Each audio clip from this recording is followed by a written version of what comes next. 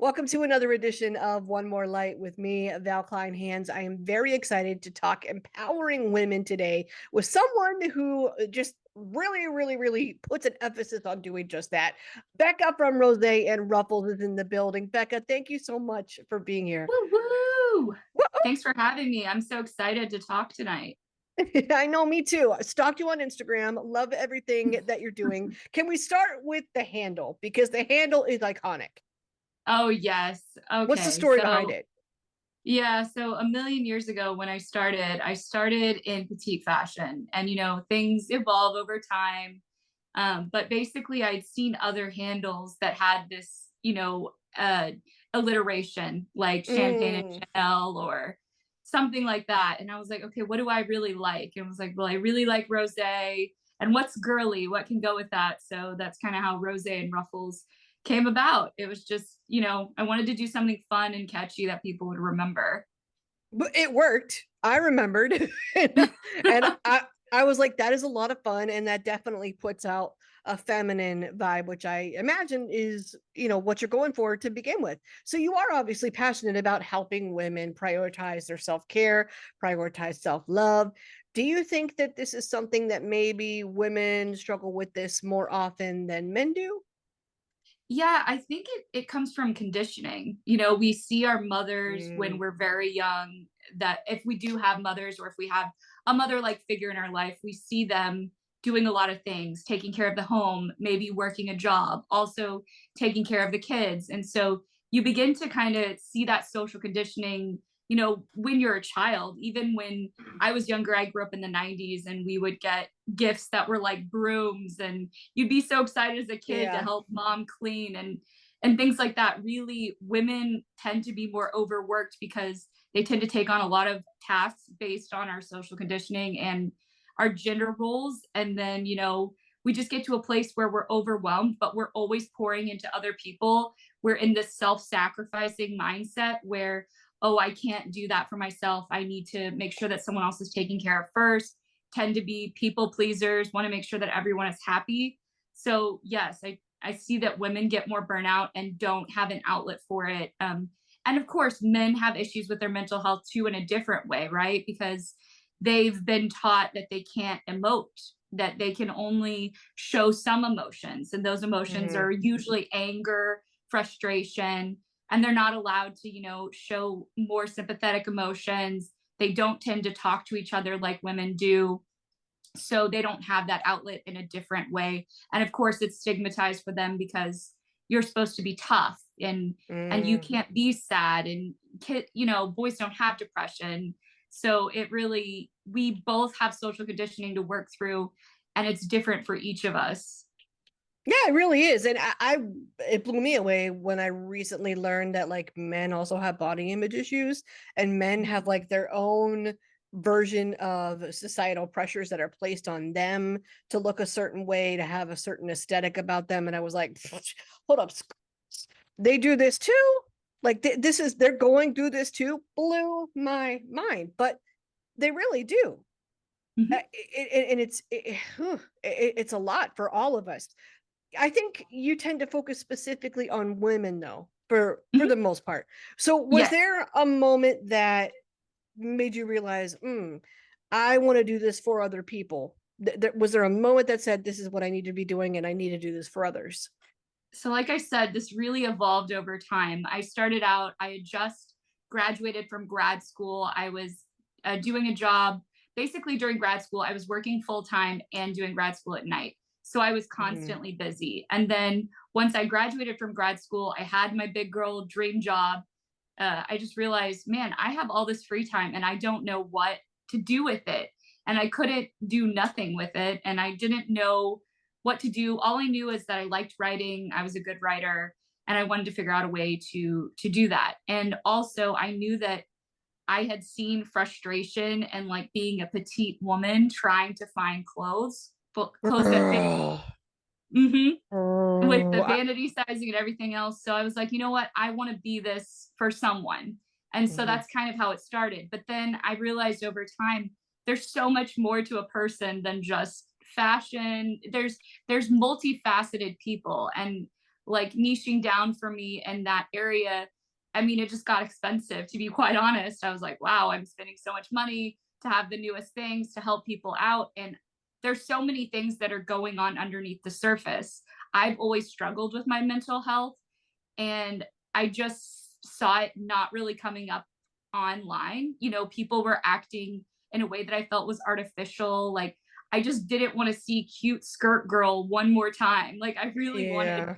to talk about things that mattered. I wanted to see less curated posts. And so I kind of just started getting into that with myself. And then when I started having those conversations and building a community in that way, it felt so much more authentic to me, and it fit better to who I was and what I wanted to be about and how I wanted to build a community. Because I remember I got diagnosed with adjustment anxiety when I was 18. And for me, anxiety was always so somatic. I had a lot of stomach aches, and we just couldn't pinpoint why I was having them. And so I was told, you know, you have anxiety, you're going after college. And so that was the first time that I'd ever even really dealt with anything from my mental health. And it felt like at that time, nobody was talking about it. And I remember I Mm. didn't know how to talk about it with my friends. My parents were really supportive, but they also didn't really know exactly how to help me. And I remember my dad saying, you know, we're tough. Like, we don't get depression or we don't get anxiety. That's just, you know, and so that was Yeah. the mindset that was being carried on. And I just remember feeling so isolated, so alone, because there wasn't really anybody talking about it. And so I just was like, you know what? I don't want anybody to feel like that. And I'm so glad how far we've come with social media, people being able to talk about it. We obviously have a lot further still to go. I think some things like depression and anxiety are becoming more talked about and more understood, but we still have a lot of stigmatization around personality disorders and Yeah. um, more of the, you know, complex disorders in which people don't act in the way that you think they should or that they should societally. People that are bipolar often stigmatized, borderline, and frequently we see it in the media too. Like, if I'm watching Mhm. Criminal Minds, it's always a Oh, person who's schizophrenic or something else in which we don't really, so people that don't understand disorders, haven't taken a psychology class, then see this and equate mental illness to homelessness and acting in ways that aren't appropriate and violent, really. And so we still have a far way to go with destigmatization, but I think we're coming so much further than we were when I first got diagnosed. yeah. They're out here thinking Dr. Spencer Reed has to be on the case and has to be solving all the psychological problems by reading something instantly with his memory. And it's like, no, this isn't like a study. This is a human. Mhm. And we do forget that a lot of the time. Do you Let's dive deeper, if you're okay with it, into Yeah. your mental health journey. So anxiety was something that you struggled with, and that was kind of your first clue that you wanted to take care of your mental health. What Yep. was going on at the time? How does anxiety manifest in you? So for me, I was probably experiencing anxiety really young, but I didn't know how to quantify it, or I didn't really know what it was. Oh, All I I've heard knew that is so that I many had, times. yeah, all I knew is that I had stomach aches. I felt nauseous. I felt sick to my stomach a lot. And there was nothing, like, there was no other root cause that we could find. I went and got an endoscopy. I went and I said, you know, this is very real. This pain is very real to me, and I don't know what's wrong, and I feel like something's wrong. And so that was kind of the first indication that things were, you know, off. But I think from a very young age, I was a super, uh, I just did everything. I was in a lot of classes. I was always in honors classes. I was in dance team. I was on in different societies. I was really busy as a kid. And so I think, you know, I just spent a lot of time without dealing with my thoughts because I was so busy. I didn't have time to think about, okay, why do I really feel this way? And then it Mm. was that going off to college where I was sick for a full summer before I left. I was afraid to leave the house because I was afraid I was going to feel sick to my stomach. It was really hard for me. Like I was losing weight because I was afraid to eat because I never felt good. And so that was really the beginning of starting on a journey and, working with therapists and trying different meds, which is and isn't, could or couldn't be positive for people. It really depends. Everybody treats it differently. I have no problem if you need store-bought neurotransmitters. I definitely encourage that. But if it doesn't work for you, in my case, I tried a lot and I didn't really land on anything that it worked. So I had to come up with other coping skills, and that was very helpful, seeing a therapist, dealing with those things. And then kind of everything started coming out of the woodwork after getting my anxiety diagnosis. um, Around, I guess, when I was in college, I got diagnosed with ADHD, which is very common for women to be diagnosed because they don't present the same way little boys do. So little girls, Oh. yeah. So little girls tend to be talkative, they interrupt, they're super social. They might be said, that they talk to their friends too much or they're disruptive, but they're typically good in school. They typically finish all Mm. their work. They're able to handle all the tasks. Whereas little boys may be more hyperactive. They may not apply themselves. They may be the kids that have a lot of potential. Whereas, Right. yeah, yeah. Everyone knows a guy that they said that to his parents in a Oh yeah. class. Yeah, or the He parent just teacher doesn't apply conference. himself. Right. Mr. Yeah. Johnson, he's at it again. And then he'll become a guitar player in a band 20 years from now. But like, Hmm. I hung out with a lot of those guys and girls. And what you were just describing, I was like, shit, I was one of those girls that got Right. the same descriptors. So you really do focus on sharing tips and anything helpful that you've learned along Hmm. your journey. When someone comes to you or they're following you and they say, man, I'm really struggling with this, what are some of the most common tips that you like to offer to help someone pull themselves out of a rough time? Absolutely. So it really depends on, where they are on that scale of having a rough time, but I always encourage therapy. Like first Mm. and foremost, I like to be a support group or like a support system, and I like to be a resource, and I like to help people find what they need. But at the end of the day, I'm not a mental health professional and I do not claim to be. And I want to point them in the direction of someone who is, going to be there to help them from their mental health. That being said, I know that our healthcare system needs work. I It know that sucks. mental health, yeah, I know that mental health can be cost prohibitive. I know that it in smaller, more rural areas, it's not, there might not be enough therapists. I know that with the pandemic, a lot of people ran to therapists, and now it's become kind of like everybody's in therapy, so nobody can be in therapy because we don't have any more spots open, and Mhm. therapists are people too. So I understand that, and I also really encourage people to do coping strategies like meditating. I know how hard it can be to meditate. I hate it. Honestly, I do not enjoy doing It it. is But hard. yeah. It's hard to just be that mindful and just to like, oh, just like Mhm. slowly let things just become noise and block out anything external. It is hard. Yeah, it's super hard. And if you're like a go person and you're like, I have a million things to do today, then you just sitting there with your thoughts is like, oh man, I want to get out of this as fast as possible. But having that mindful time, learning how to sit with being uncomfortable is huge for people with anxiety, because you can't wish away the anxiety. It's kind of like Mhm. I kind of like to equate it to a Chinese finger trap. The more you try to Mhm. wish you're not feeling anxious, the more you pull against that feeling, the tighter it gets, the more difficult it gets for you to get out of that anxiety, especially if you're having a panic attack. So I always encourage people to try to learn mindfulness because it's so important as a long-term strategy, So and it helpful requires because practice.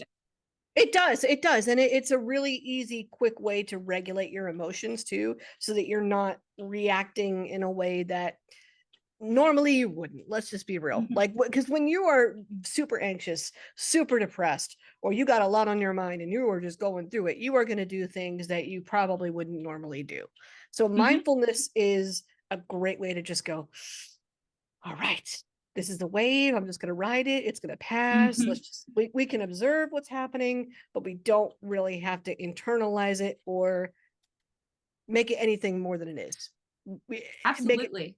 that was huge. I learned that in outpatient therapy too. And that to this day, and I did that 5 summers ago at this point, that to this day has been the most helpful skill when it comes to anxious moments, depressed moments. It's like, okay, this is just an emotion and it will Mhm. pass. It's here. And we could say, oh, hello, and then wave it goodbye. And Mhm. Mhm. and just keep it moving, which I I think try to do. no, absolutely. And I think one of the things that people tend to think about meditation, or the myth that I hear is, oh, I can't do that because my mind's never quiet. Well, no one's mind's quiet. Yeah, it No takes one time. gets, yeah, no one's mind is quiet. And the practice isn't no thoughts. The practice is, let's focus on our breath. Let's become very present in the moment. Let's ground. Let's think about our breath. Oh, wait, we had a thought. Okay, let's come back to our breath. Oh, okay, another thought popped up. Cool. Let's go back as many times as you have to until you start to understand, that you can watch your thoughts pass by. They're Mhm. different from being a part of you. And I think part of anxiety or OCD is we get trapped in our thoughts. We're like, I have a thought. Oh, why am I feeling this way? Oh, feeling this way makes me feel like a bad person. Now my brain's going to dredge up Mhm. every way in which I can justify that belief that I'm a bad person. You So just it's, rehearsed my inner monologue right there. yeah, and it becomes this shame spiral. I think sometimes people believe, if you don't have like a trigger for anxiety that was a very abusive childhood or like childhood trauma, you almost feel guilty because you're like, I'm sad. Why am I depressed? Well, I don't really have anything to be depressed about. I have a good job. I have a healthy relationship. Okay, so why am I depressed? Well, I'm just depressed because, okay, what's wrong with me? And then it's like, I'm feeling bad about the fact that I feel bad because I don't have any reason to feel bad. Yeah, it's hard. It's not a helpful way to think. No. So for you, what does prioritizing self-care and taking care of your own mental health look like? So I've taken a lot of time to develop routines. Being someone that has ADHD, consistency is the most challenging thing, is to Mhm. start something and stick with it, because I can start a routine and then I'm like 4 weeks out of it and I'm like, I'm kind of bored with this. I'm not going to do it anymore. Get Yeah. really into it, hyper fixate on something and be like, I'm cool. I actually don't want to do this anymore. So Yeah. yeah, and then you drop off the habits and you're like, okay, I'm not going to do this anymore. I recently read a book about habits which kind of changed my perspective on things. It's called Power of Mm, Habit. It's mhm. basically about like making some of your habits automatic. So your routines become automatic and your brain just like does them instead of putting all this effort into things. So when you're building routines and creating habits, it becomes this automatized thing that you don't have to think about as much. Mm. And something, at least for me, is I like rewards. I like incentives. I think we all do. Yeah. But I personally like stickers. So Stickers, I listen, the colors, the smell, all of it. I'm here yeah, for it. so I got some sparkly stickers. I did this back in December. I got some sparkly stickers and I said, okay, you're going to get one sticker if you do something for your mental health, one sticker if you do something for your physical, and one if you do something around your mindset. I tend to like go towards the negative or be more pessimistic. So Mhm. I'm always trying to change my mindset, because in the end of the day, that's super important, because your brain is going to give you more of what you say you want from it, or find ways to justify what you're telling it. So if you say, God, nothing works out for me, it just, everything sucks all the time, why is my life like this? Your brain is like, okay, let's rehearse that subconsciously. Let's figure out all the ways in which we can show her today that her life sucks and nothing is worth it. That's part of the reason why I think, people say the lucky girl method is a very spiritual thing, but it's I was actually just a going to brain ask trick. you. I was just going to ask you about that because I saw that recent post. What is the lucky girl method first? So basically, the Lucky Girl method is a form of brain retraining that also includes affirmations, Mm. but it takes it one step further. So if you say, I'm so lucky, everything works out for me, that's fine.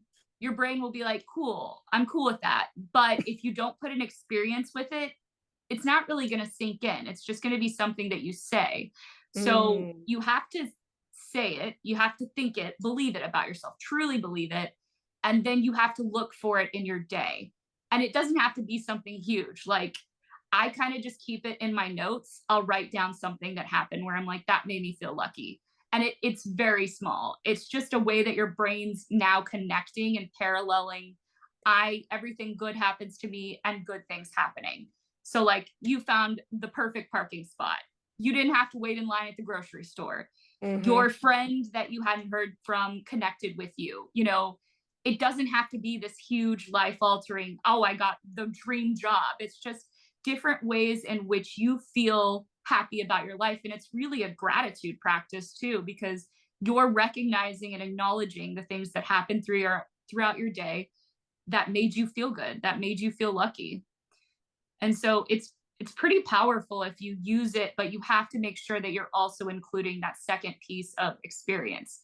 I don't I understand where it's a spiritual thing too, but it really more it's this leading your subconscious to justify whatever's going on in your life and show you more of that as opposed to a downward spiral of yuck. Right. So it's really about reframing your mindset. It's almost like cognitive behavioral therapy a little bit, but it's Yeah. about changing the mindset. I Mhm. love that. I want to work on that myself personally. Another thing that I wanted to talk with you about is just one of the reasons that I do like following you is that you focus on petite style because we are so similar. I am also 5'1", and it is Yeah. a struggle for us petite baddies because of the pant Hmm. length. The pant Hmm. length is real. Oh, oh Oh my yeah, goodness. absolutely. So, do you think that, when we find a gem like that, where we have pants that are like made for petite women, or just we're putting something on that makes us feel good, do you think that we can use an outfit or a badass sense of style to just boost our own self confidence? Oh yeah, absolutely. I mean, that's such a good form of self-love is being able to put on your clothes and feeling good about them. And I think it's hard for women in all size ranges, but especially ones in which you're not fitting, I guess, the normal Right. size. Yeah. Yeah. The Either plus mainstream size stuff. or petite both have the same issue where we're struggling to find that size that fits, and so it can be very frustrating going to trying on clothes. It can be very frustrating buying things on Amazon that looked really good on someone, an influencer, and then putting it on and being like, wow, this looks so bad, or having to Mm-mm, get yeah. everything tailored becomes so expensive. So you Mm, end up spending, you think you're buying on budget, and then you have to get it tailored, and you're like, I might as well have spent more money and then yeah. gotten something more sustainable and something that fits me without having to go through all this extra work. But I always encourage, like jeans recently, I've been surprised Abercrombie, which I didn't really wear that much when they were very popular, I but know. have great versions of curvy and short. So like if you're pear shaped like me, where you're rounder in the hips, then you get the gaping in the waist and you get Oh, the length. So there's a lot of different things to work through, but I've been very surprised with how well those have been fitting, and it really does shape your confidence. Like if you feel good in an outfit, it changes the way you carry yourself. Like there's a very big difference between I go out in sweats and like run to the grocery store and I, am going out on a date and I've put my full face of makeup, I've done my hair, and I've put on something that makes me feel really sexy. And I think it's really mm, important that, we prioritize feeling good about ourselves because that's huge. And we've been taught, that there's certain beauty standards that we have to attain, and that if you're a certain size that isn't in that group, then you're not beautiful. And I don't think that we should keep prescribing to that. And I really am appreciative of seeing that we're changing really the size modeling industry around, Hmm. our, beliefs. And I really think that Gen Z has done a lot to change that and reframe, because when I was growing up, I can't believe the things we used to think were fat, like I that people know. that people would write in magazines how big people were. And I'm like, oh my gosh, no wonder most of us ended up with some type of disordered eating disorder, or an unhealthy relationship with our bodies and food, because this socialization we were getting was, this size is too big, when it was like not. And now I look at it and I'm like, I can't believe we were told this, Oh because my God, it yeah. was very detrimental to us growing up and developing that self-confidence that we needed for the future. And now a lot of us are trying to, figure out how to eat intuitively and understand how to love our bodies at this age, as opposed to when we were kids and we shouldn't have had shame around it. No, because I mean, because we grew up, looking at the Tiger Beats and the J14s and the how much, weight did Christina Aguilera gain this week or whatever, Mm-hmm. or oh my God, she changed her look and now she's not, family friendly anymore, air quotes, or it's like, Mm-hmm. man, she is a woman who started this when she was 16. Is your body the same as it was when it was 16? No, ma'am, no ham, no No, turkey. I bet it is not. No. It, exactly. like, And the way and they it, sexualized teens like Britney yeah. and Christina, like, yes, of course that they ended up with problematic mental states, because older men were sexualizing these very young women, that Yeah. I really think about it and I'm like, man, they were 16. They were so young to be dressed that way and portrayed that way, for people to just comment on them all the time. Absolutely. So we see that growing up. We got the trauma coming from watching all that growing up. And this is why, maybe you can tell me if you feel the same way. I so appreciate Gen Z being loud about this topic. We're Mm-hmm. the millennials Mm-hmm. in the corner that are like, I don't know what to say, but I'm quietly agreeing. So, like, Yeah, I don't want them bringing back low-waisted jeans, but no, the yeah, we got other to draw a things line they're there. doing the other Yeah. things they're doing around body confidence and pushing for some, like, I guess one of the recent things was the example that heroin chic was coming back, and someone was like, nope, Oh. nope, we're not doing that. Mm-hmm. Stop it here, it's not coming back. We're gonna, whatever your body is, that's what's in right now. Love yourself at what size you are, and everyone just enjoy your body. It's amazing. Even if it's not even a size, it's what it can do for you. Like, when you Mm-hmm. realize that your body carries you throughout the day, and you think about how strong you are and how you can take all the groceries in at once, or how you can run a couple of miles, these are beautiful things that our body does, regardless of what it looks like or what size it fits into. And even with vanity sizing, I mean, who knows what size they are. I'm like Yeah. any size on the spectrum at any given time in Right. different places. It depends on the brand. It depends on the store that's selling it. It's just, there's so many things that go into that. Well, so what's next for you? What can we look forward to? A lot more prioritizing self-care, self-love, really leaning into those routines and habits, and helping women still. I want to make sure that we're prioritizing ourselves, that we're not in a self-sacrifice mindset, because at the end of the day, it really Mm, doesn't help anyone. You end up burnt out and exhausted. You can't pour into other people anyway, or you pour into them even though you have nothing to pour, and it doesn't come out the way you want it to.